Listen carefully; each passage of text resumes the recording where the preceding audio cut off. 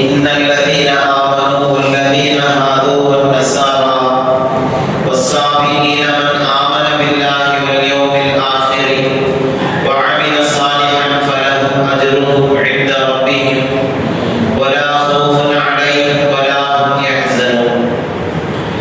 நம்பிக்கை கொண்டவர்கள் யூதர்கள், கிறிஸ்தவர்கள், சாபிகள் ஆகியோரில் யார் அல்லாஹ்வையும் இறுதி நாளையும் உண்மையாகவே நம்பி நற்செயல்கள் புரிகின்றார்களோ அவர்களுக்குரிய பிரதிபலன் நிச்சயமாக அவர்களுடைய அச்சமற்றத்தை உண்டு. இன்னும் அவர்களுக்கு அச்சம் என்பது இல்லை, அவர்கள் கவலையில் கொள்ளப்பட்டார்கள். இஸ்ரவேலர்களின் வரம்பூரிய செயல்களையும் இறைவன் அவர்களுக்கு வழங்கிய தண்டனைகளையும் காண்போருக்கு இஸ்ரவேலர்கள் திருத்தினாலும் கூட அவர்களுக்கு மோட்சம் கிடையாது அரிது என்ற எண்ணம் தோன்றும். இந்த எண்ணத்தை போக்கும் வகையில் மனம் திருந்துவோருக்கு மார்க்கம் உண்டு என்பதை இங்கே இறைவன் வலியுறுத்துகிறார். அல்லாஹ் ரப்பல் ஆலமீன் எல்லா நிலைகளிலும் மனிதனை மன்னிக்கக்கூடிய ஒரு விசாலமான மனமுடையவர். எவ்வளவு பெரிய தவறுகளை செய்திருந்தாலும் அல்லாஹ்விடத்திலே ஒரு கணம் மன்னிப்பு கேட்கிற பொழுது அல்லாஹ் அந்த மன்னிப்பை ஏற்றுக்கொள்கிறான், மன்னிக்கவும் செய்கிறான். அவர்களுக்கு அல்லாஹ் விசாலமான வாழ்க்கையை வழங்குகிறார். ஆகவே இவ்வளவு பெரிய தண்டனைகள் இந்த இஸ்ரவேலர்களுக்கு கொடுக்கப்பட்டதற்கு பின்பாக இனி இவர்களுக்கு மோட்சமே இல்லை என்று எண்ணுவோருக்கு அல்லாஹ் சொல்லுகிற வார்த்தை, அவர்கள் திருத்தி வாழ ஆசைப்பட்டால் அவர்களுக்கு எல்லாம் நாம் கொடுப்போம் என்பதாக. முஸ்லிம்கள், யூதர்கள், கிறிஸ்தவர்கள் மற்றும் சாமிகள் யாராலும் அல்லாஹ்வை இறுதி தீர்ப்பு நாளையில் நம்பிக்கை கொண்டு நற்செயலாற்றுவோர் அனைவருக்கும் அல்லாஹ்விடம் உரிய பலன் கிடைக்கும் என்று வசனம் தெரிவிக்கிறது. மனிதர்கள் அனைவரும் சீர்திருத்தி நல்லவர்களாக வாழ வேண்டும் என்பதை இறைவனின் நோக்கமும் விருப்பமாகும். எப்படி வேண்டுமானாலும் வாழலாம் என்கிற மனநிலை இருந்த இஸ்ரவேலர்களுக்கு அல்லாஹ் வழங்கிய தண்டனைகளின் வழியாக இது இப்படித்தான் வாழ வேண்டும் என்கிற வரமுறையை தருகிற மார்க்கம் என்பது உறுதிப்படுத்தப்படுகிறது. இப்படி திருத்தக்கூடியவர்கள் தங்களின் கடந்த கால வாழ்க்கையை பற்றி கவலைப்படவோ எதிர்காலத்தை பற்றி அஞ்சவோ தேவையில்லை என்பதை அல்லாஹ் ரப்பல் ஆலமீன் இந்த வசனத்தில் சுட்டி காட்டுகிறார். ஆகவே தவறுகள் செய்திருந்தாலும் மன்னிக்கும் ரப்பல் ஆலமீன் நிச்சயமாக மன்னிப்பான் என்பதை மக்களுடைய மனதில் அழுத்தமாக பதிய வைப்பதற்கான வசனம் கொண்டு திருக்குர்ஆன் விவரித்துள்ள முறைப்படி மறுமை நாளை நம்பிக்கை கொள்வதும் திருக்குர்ஆன் விவரித்துள்ள நற்பணிகளை மேற்கொள்வதும் தான் இங்கே நோக்கமாகும். அல்லாஹ்வை மறுமையை நம்பிக்கை கொள்ளும் போது இறுதி தூதர் முஹம்மது ரசூலுல்லாஹி ஸல்லல்லாஹு அலைஹி வஸல்லம் அவர்களையும் விசுவாசம் கொள்வது அவசியமாகிவிடும்.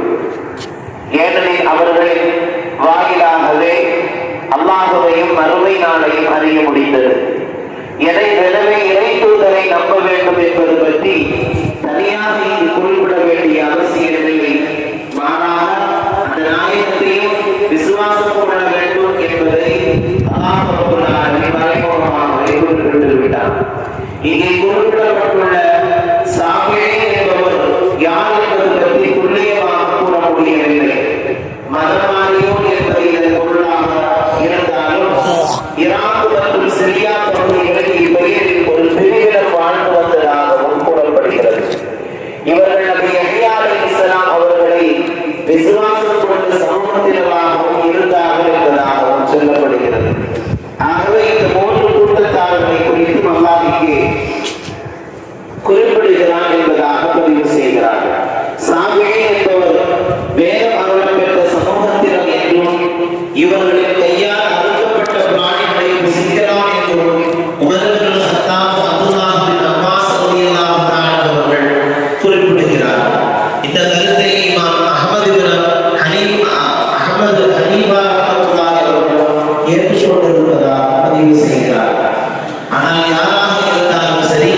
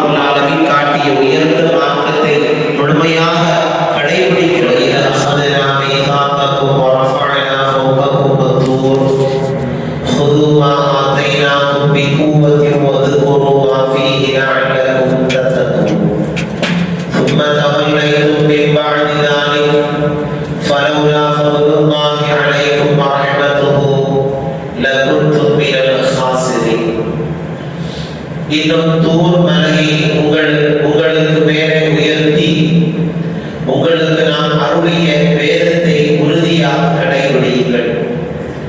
தீமைகளிலிருந்து உங்களை காத்துக் கொள்வதற்காக அதில் இருப்பவற்றை சிந்தனை செய்யுங்கள் என்று நான் உறுதிமொழி வாங்கியதை நினைவு கூறுங்கள்.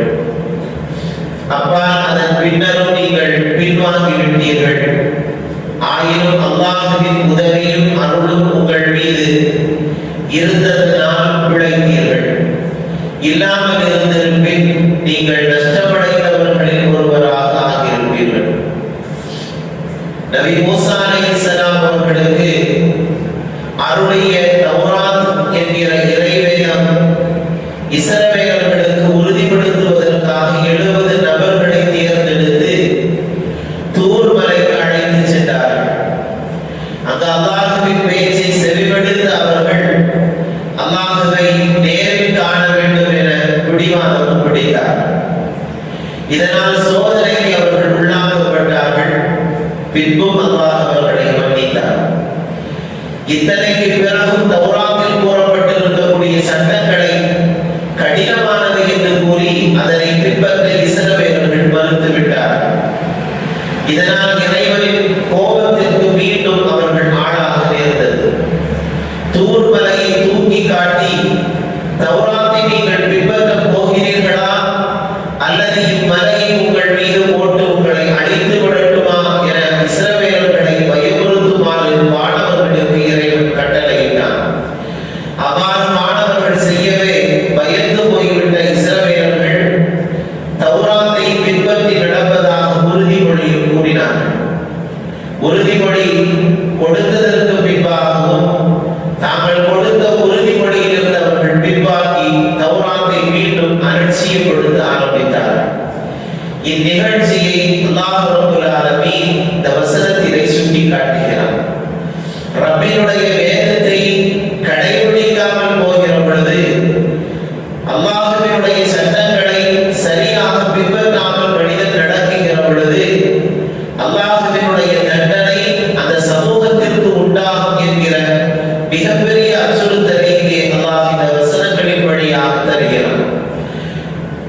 இந்த சம்பவம் பழைய ஏற்பாட்டில் பொதுவாக கூறப்பட்டிருந்தாலும் பழைய ஏற்பாட்டின் பிரபல விரிவுரையாளர்களான தல்மூத் எனும் யூத மத நூலில் இப்படி கூறப்பட்டுள்ளது. அவர்கள் மீது பாத்திரத்தை கவிழ்ப்பதை போன்று மலையை இறைவன் கவிழ்த்தான் என்பதாக. நீங்கள் தௌராத்தை ஏற்றுக்கொண்டால் நல்லது, இல்லையே உங்களை புதைத்து விடுவேன் என இறைவன் அவர்களை எச்சரித்தான் என்று யூதர்கள் கலைக்களஞ்சியத்தில் எழுதப்பட்டிருக்கிறது. ஒரு மார்க்கத்தை மனமுவந்து ஏற்றுக்கொண்ட பின்னர் அதன் விதிமுறைகளின்படி நடக்குமாறு கட்டாயப்படுத்துவதில் தவறு இருக்க முடியாது. மார்க்கத்தில் நிர்பந்தம் கிடையாது என திருக்குர்ஆன் கூறுகிறது. எவரையும் வலுக்கட்டாயப்படுத்தி மார்க்கத்தில் இணைப்பது கூடாது என்பதை அந்த வாசகம் குறிக்கும். மனமாறி மார்க்கத்தில் சேர்ந்த பின்னர் அந்த மார்க்கத்தினுடைய கட்டளைகளை நிறைவேற்றுவது அவசியமாகி விடுகிறது. மார்க்கத்தை தழுவிய பின்னரும் மார்க்க விரோதமான செயல்பாடுகளை செயல்படுத்துவது கடுமையான குற்றம் என்பதில் சந்தேகமில்லை. இக்குற்றத்திற்கு வழங்க வேண்டிய தண்டனையும் கடுமையாக இருக்கும் என்பதை அல்லாஹ் ரப்பல் ஆலமீன் இந்த வசனத்தின் வழியாக தெளிவுபடுத்துகிறார்.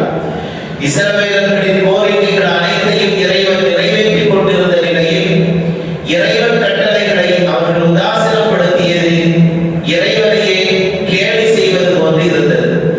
எனவே அவர்களுக்கு அளிக்கப்பட்ட தண்டனைகள் நியாயமானவே ஆகும். அவர்களை வழிக்கு கொண்டு வருவதற்காக வேண்டி மலையை தூக்கி காட்டி பயமுறுத்துவது பொருத்தமான நடவடிக்கையாகும் என்று முஃபஸ்ஸிரீன்கள் எழுதுகிறார். தௌராத்தை கடைபிடிப்பதாக தாங்கள் கொடுத்த வாக்குறுதியை இஸ்ரவேலர்கள் காப்பாற்றவில்லை. அவர்கள் புரிந்த இந்த குற்றத்திற்காக உடனே அவர்களை இறைவன் அழித்திருக்க முடியும். எனினும் அவர்கள் திருந்துவதற்காக மீண்டும் ஒரு வாய்ப்பை அளித்தார் என்பதாக இங்கே பார்க்க முடிகிறது. என் அருளும் பரிவும் உங்கள் மீது இல்லாமல் இருந்திருப்பின் உங்களுக்கு நான் கடும் தண்டனை அளித்திருப்பேன். நீங்கள் பேரிழப்பிற்கு ஆளாகி இருப்பீர்கள். என் தண்டனை மிக கடுமையானதாக இருக்கும். இங்கே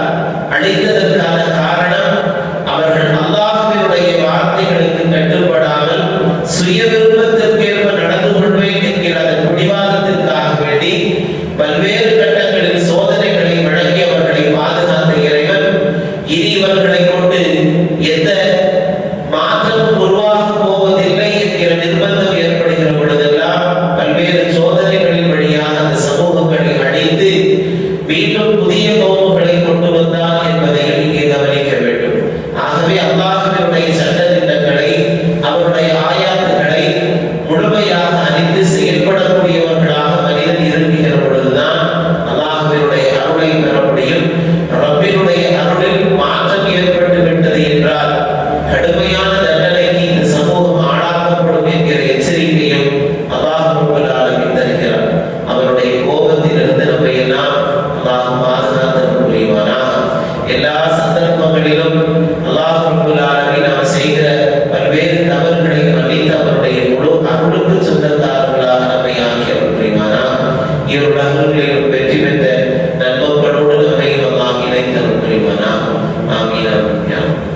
சுப்ஹானல்லாஹ் சுப்ஹானல்லாஹ் ஷல்லல்லாஹு அலைஹி வஸல்லம் قومه فكل ضرب بعصاك الحجر فانفجرت منه 12 عينا قد علم كل أناس مشربهم كلوا واشربوا من رزق الله ولا تعثوا في الأرض مفسدين. மூசா அலைஹிஸ்ஸலாம் சமூகத்தாருக்காக நம்மிடம் தண்ணீரை வேண்டியிருந்த போது உம்முடைய கைத்தடியால் பாறையை அடிப்பீராக என்று நாம் கூறினோம்.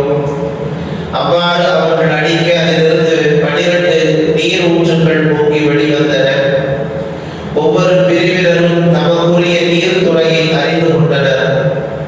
அல்லாஹ் அழைத்தவற்றிலிருந்து உண்ணுங்கள், பருகுங்கள், புவியில் குழப்பம் செய்து வரம்பை கடந்து விடாதீர்கள் என்று நாம் கூறினோம்.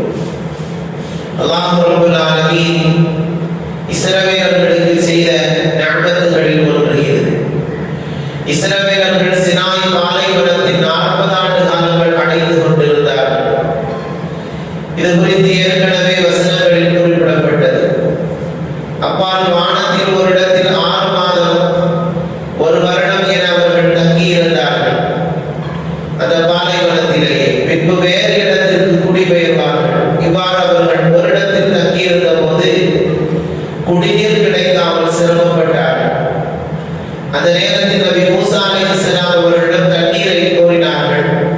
அல்லாஹ்விடம் நபி மூசா அலைஹிஸ்ஸலாம் அவர்கள் கோரிக்கை வைத்தார்கள். அதற்கு நபி மூசா அலைஹிஸ்ஸலாம் அவர்களை தம் கைத்தடியால் ஒரு பாறை மீது அடிக்குமாறு அல்லாஹ் கட்டளையிட்டார். அவ்வாறு மூசா அலைஹிஸ்ஸலாம் அவர்கள் அடித்தார்கள். அந்த பாறையிலிருந்து 12 நீர் ஊற்றுக்கள் பொங்கி வெளிவந்தன. நபி மூசா அலைஹிஸ்ஸலாம் அவர்களின் சமூகத்தவர்கள் 12 பிரிவினர்களாக பிரித்து அவர்கள் நபி யாக்கூப் அலைஹிஸ்ஸலாம் அவர்களின் 12 மக்களின் வழித்தோன்றல்களும் ஆவார்கள். ஒவ்வொரு பிரிவினருக்கும் தனித்தனி தலைவர்கள் இருந்தனர். ஒரு பிரிவினருக்கு ஒரு நீரூற்று வீதம் 12 பிரிவினர்களுக்கும் 12 நீர் ஊற்றுக்களை அல்லாஹ் வழியாக்கினார். அனைவரும் தமக்கு வேண்டிய நீரை பகிர்ந்து கொண்டார்கள்.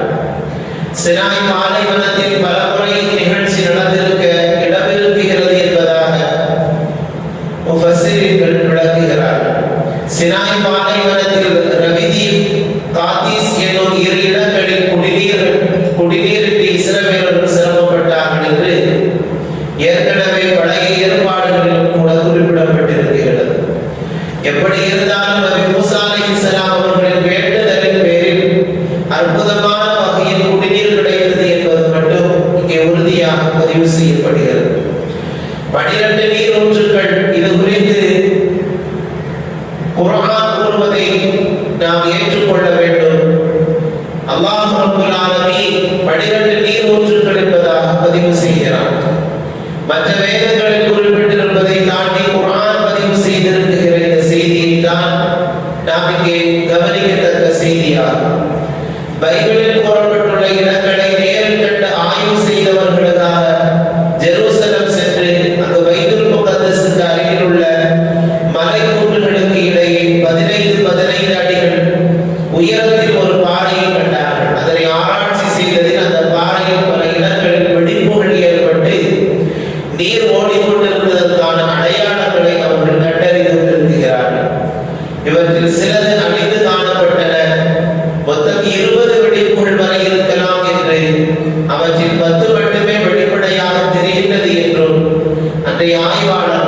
செய்கிறார். நபி மூசா அலைஹிஸ்ஸலாம் அவர்கள் தம் கைத்தடி கொண்டு அடித்தது மலைப்பாறையில் அல்ல, தம்முடன் வைத்திருந்த ஒரு சிறிய கல்லின் மேல் தான் என்று சிலர்கள் கூறுகிறார். அந்த கல்லில் அடித்தவுடன் அது நிலத்திலிருந்து நீரை உறிஞ்சி வெளியேற்றி அது வெளியே தண்ணீரை கொட்டியது என்பதாகவும் சிலர்கள் பதிவு செய்கிறார். ஆனால் அல்லாஹ் ரப்பல் ஆலமீன் அவர்களுக்கு செய்த இந்த நிஅமத்துகளை குறிப்பிட்டு இதையெல்லாம் எண்ணி நீங்கள் அல்லாஹ்வுக்கு நன்றி செலுத்தி வாழக்கூடிய மக்களாக இருங்கள் என்று அவர்களுக்கு அல்லாஹ் ரப்பல் ஆலமீன் கட்டளையிடுகிறார். ஆனாலும் அந்த மக்கள் அதை குறித்து சிந்திக்கவில்லை. சூழலுக்கு தகுந்தார்கள் அவர்கள் மாறிக்கொண்டார்கள். இல்லை என்று வருகிற பொழுது கோரிக்கையாக மூசா அலைஹிஸ்ஸலாம் அவர்களிடத்தில் வைத்தார்கள். கிடைத்ததற்கு பின்பாக அவர்கள் புத்திகள் தடிமாறின. இது போன்றுண்டான மனநிலை மனிதனுக்கு இருக்கக்கூடாது என்கிற நல்ல உபதேசத்தையும் அல்லாஹ் இதன் வழியாக தருகிறான். அல்லாஹ் தருகிற நிஅமத்துகள் குறைவோ அதிகமோ நன்றி செலுத்தி வாழுகிற உள்ளம்தான் மிகச் சிறந்தது என்பதையும் இங்கே ரப்பல் ஆலமீன் சொல்லி தருகிறான். அல்லாஹ் ரப்பல் ஆலமீன் அந்த உயர்ந்த சிந்தனைகளை நமக்கு நசீபாக்கி அருள் புரிவானாக. அவன் தந்த நிஅமத்துகளுக்கு நன்றி செலுத்தி வாழுகிற நல்ல மனப்போக்குவத்தை அல்லாஹ் நசீபாக்கி அருள் புரிவானாக. அவன் தருகிற நிஅமத்துகளில் எந்த குறைவும் இல்லாமல் எல்லா காலமும் அல்லாஹ் அவனுடைய நிஅமத்தை விசால